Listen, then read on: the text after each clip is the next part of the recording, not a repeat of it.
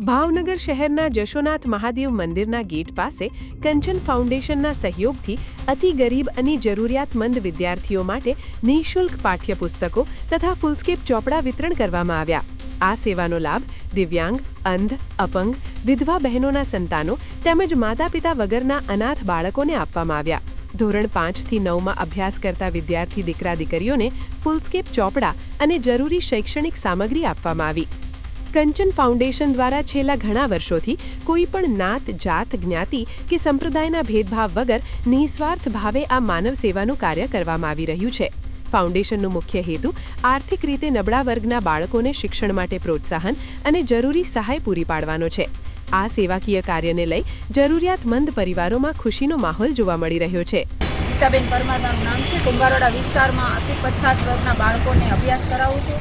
આજે અમે ભાવબંધના ચેરિટેબલ ટ્રસ્ટની અંદર ચોપડા લેવા માટે બધા બાળકોને લઈને આવ્યા છીએ અને અહીંયા ભાવબંધના ચેરિટેબલ ટ્રસ્ટનો મુખ્ય હેતુ છે કે તેઓને ફૂલસ્કેપના ચોપડા દર વર્ષે આપવામાં આવે છે અને આ બાળકોને ઉપયોગી થાય એવી ચીજ વસ્તુ આપવામાં આવે છે। અભિનંદન। છેલ્લા 30 વર્ષથી કંચન ફાઉન્ડેશનના સહયોગથી આપણે 20,000 કરતાં વધારે ફૂલસ્કેપ ચોપડા અને જે તે ધોરણના પાઠ્યપુસ્તકો જે સ્કૂલમાં સરકાર દ્વારા ન આપવામાં આવતા હોય તેવા વિદ્યાર્થીઓને પાઠ્યપુસ્તકો આપીએ છીએ।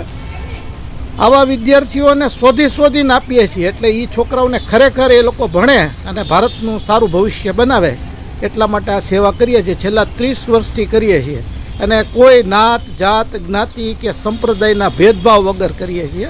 જય ભારત, જય ભાવનગર। આજરોજ ભાવવનના ચેરિટેબલ ટ્રસ્ટ દ્વારા ગરીબ અને જરૂરિયાતમંદ વિદ્યાર્થીઓને પાઠ્યપુસ્તકો અને ફૂલસ્કેપ ચોપડાનું વિતરણ કરવામાં આવી રહ્યું છે। ભાવનગરના ગૌરવરૂપ અમારે બેન શ્રી રેખાબેન ઝવેરી જે પત્રકારિત્વ ક્ષેત્રમાં ખૂબ સેવા કરે છે અને ગીતાબેન પરમાર જે અમારા કુંભારવાડાના અતિ પછાત વિસ્તારના ગરીબ બાળકોને અભ્યાસ કરાવે છે એના હાથે ફૂલસ્કેપ ચોપડાનું વિતરણ કરવામાં આવી રહ્યું છે। બેન શ્રી રેખાબેન ઝવેરી કંઈક વાતો કરશે। ભાવબંધના ચેરિટેબલ ટ્રસ્ટ દ્વારા અને ખાસ કરીને આ અજીતસિંહ દ્વારા જે લોકસેવાનું કાર્ય થઈ રહ્યું છે અને ખરેખર તો જરૂરિયાતમંદ બાળકોને જ સૌથી વધુ જરૂરત હોય છે અને એ કામને ખૂબ જ બિરદાવવા લાયક છે।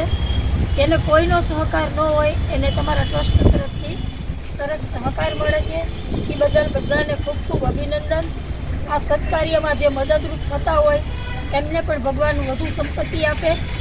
Thank you.